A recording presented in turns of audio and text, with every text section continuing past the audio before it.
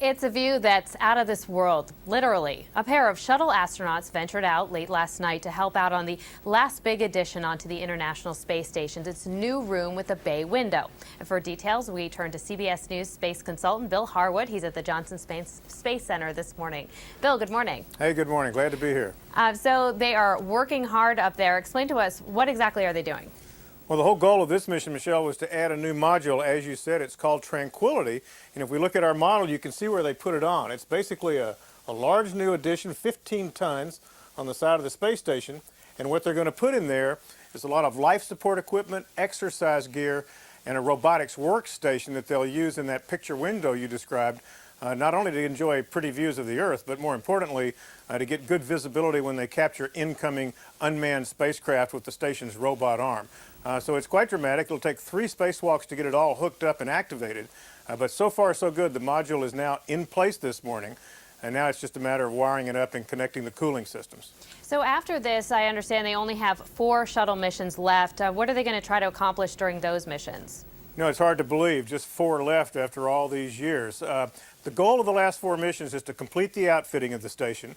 They're going to carry up a lot of supplies and spare parts because after the shuttle stops flying, obviously, they want to have as much material stored on board as possible. They're also going to carry up a physics experiment called the alpha magnetic spectrometer.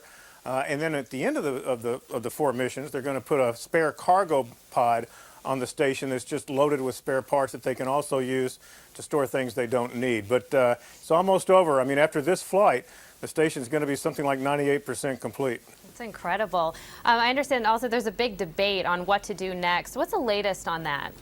You know, there really is a debate about this. It's quite dramatic. The Obama administration, in their fiscal 2011 budget, announced that they're going to cancel NASA's moon program. This is the program NASA had in place to follow on to the space station and space shuttle to build rockets and landers to go back to the moon by the early 2020s. The Obama administration has canceled that. They've directed NASA to stop building or thinking about building new rockets to go to and from low Earth orbit where the station is, and instead to switch the emphasis over to private contractors, private industry that NASA would then hire to carry astronauts to and from low Earth orbit. A lot of folks on the Hill in Congress are opposed to this plan. Obviously, some people at NASA are.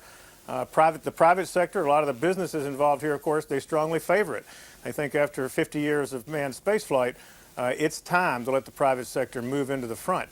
But there's a long way to go to see how this plays out, Michelle, and it's anybody's guess as to what happens next for NASA. All right. CBS's Bill Harwood. Bill, as always, thanks for being with us.